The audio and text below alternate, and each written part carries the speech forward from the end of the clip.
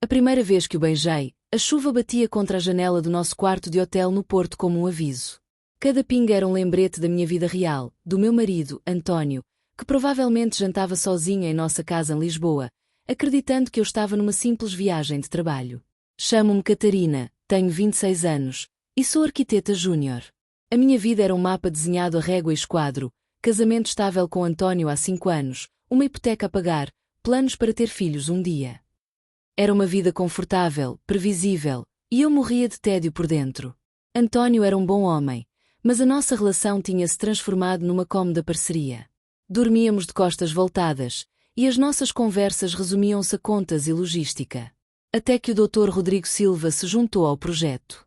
Sénior, 52 anos, cabelo grisalho impecável e um olhar que parecia ver tudo, incluindo a racha que crescia na fundação da minha alma. Ele era tudo o que António não era, imprevisível, intenso, e olhava para mim como se eu fosse a pessoa mais fascinante do mundo, e não apenas a assistente que lhe trazia o café. A viagem ao Porto para a apresentação ao cliente foi o estopim. Depois do sucesso da reunião, ele convidou-me para jantar para celebrarmos. Apenas nós os dois, disse, e o nós pairou no ar entre nós, carregado de uma perigosa promessa. O restaurante era íntimo, a luz era baixa, e o vinho tinto escorria pela minha garganta, aquecendo partes de mim que estavam adormecidas há anos. Ele não falava de trabalho. Perguntou-me dos meus sonhos, das minhas frustrações. E eu, traindo o meu marido com cada palavra, contei-lhe tudo. A Catarina que eu vejo não é a mesma que descreves, disse ele, a sua mão a pairar perto da minha no pano da toalha, sem tocar. O simples quase toque era mais eletrizante do que qualquer carícia que António me tinha feito nos últimos anos. A caminho do hotel, a chuva começou a cair. Corremos pela calçada molhada, a rir, e eu senti uma faísca de vida que não sentia desde os meus 20 anos. No elevador, o ar estava denso, carregado com o não dito. As nossas respirações ofegantes ecoavam na cabine pequena. Ele estava perto demais. Eu conseguia cheirar o seu perfume amadeirado, misturado com a chuva. Era o cheiro do meu desejo proibido. O teu quarto ou o meu? A pergunta saiu num sussurro rouco, um desafio e uma rendição ao mesmo tempo. O meu coração batia tão forte que eu temia que ele o ouvisse. O meu, respondi, a minha voz estranha para os meus próprios ouvidos. Era o ponto de não retorno. Ao dizer aquelas duas palavras, sabia que a Catarina previsível e obediente ficava para trás no saguão do hotel. A porta do meu quarto fechou-se com um clique suave que soou como um trovão no silêncio. De repente, a coragem do vinho desapareceu, substituída por um frio agudo de realidade. Estava sozinha num quarto de hotel com o meu chefe, um homem casado, quase 30 anos mais velho. Eu era casada. Rodrigo não se moveu imediatamente. Encostou-se à porta, observando-me, os seus olhos escuros a ler cada emoção que passava no meu rosto. O medo, a excitação, a culpa avassaladora.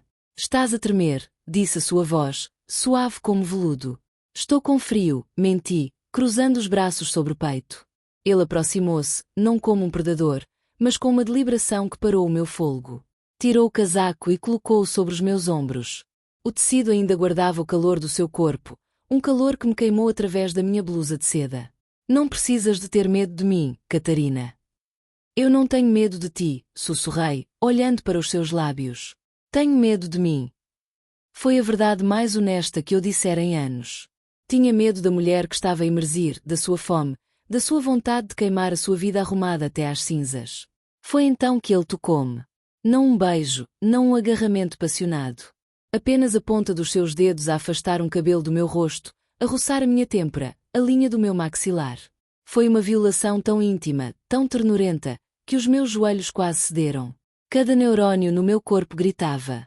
A minha pele, entorpecida por anos de carinhos rotineiros, despertou num frenesim de sensação. A luta dentro de mim era um campo de batalha silencioso. A voz da minha consciência gritava: és uma mulher casada. Isto está errado. Mas uma voz mais profunda, mais primitiva, sussurrava: finalmente. Finalmente sentes-te viva. Ele inclinou a cabeça, e o seu nariz roçou o meu. A sua respiração era quente na minha boca. Diz-me para parar, e eu paro, murmurou, a sua oferta um último fio de moralidade a que nos estávamos ambos a agarrar. Eu não disse nada. Em vez disso, fechei os olhos e fechei a distância entre nós. O primeiro beijo não foi doce. Foi desesperado, ganancioso, Um reconhecimento de anos de desejo reprimido. Sabia a vinho tinto, a verdade e a traição. As suas mãos agarravam-me a cintura, puxando-me contra ele, e eu deixei-me afundar naquele abismo. A culpa não desapareceu. Tornou-se um condimento amargo que intensificava cada sensação. Cada beijo, cada toque, era uma facada no meu casamento, e eu abria os braços para recebê-la. As suas mãos desabotoaram a minha blusa, e a sua boca encontrou a curva do meu pescoço. Um gemido escapou-se dos meus lábios, um som que eu não reconheci como meu.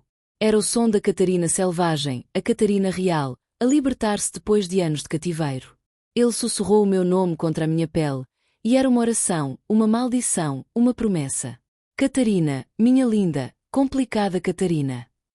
Deitados na cama mais tarde, os lençóis enrolados em nós como as cordas do nosso naufrágio compartilhado, o silêncio encheu o quarto. A única luz vinha da cidade lá fora, pintando seu corpo em tons de âmbar e sombra. Ele estava a dormir, a respiração profunda e regular. E eu, deitada ao seu lado, observava o teto, o meu corpo ainda a zumbir com o eco do que tinha acontecido. O que se segue ao êxtase é sempre vácuo. A primeira luz da manhã filtrou-se pelas persianas, listras cinzentas que cortavam o corpo de Rodrigo como uma faca.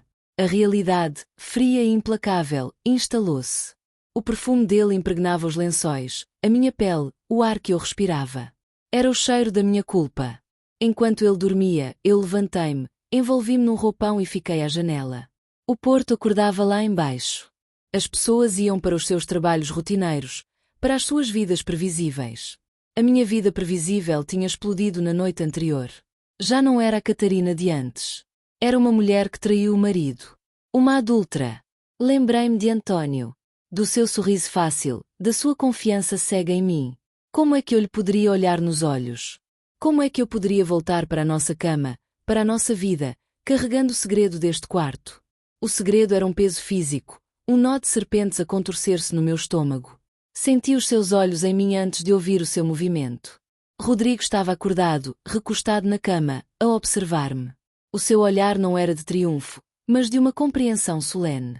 Já te arrependes? Perguntou ele, a sua voz rouca do sono.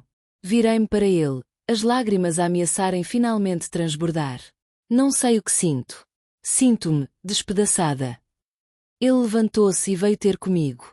Envolveu-me nos seus braços por trás, o seu queixo repousou no meu cabelo. A sua nudez contra as minhas costas era ao mesmo tempo familiar e proibida. Não foi um erro, Catarina, sussurrou ele. Foi real.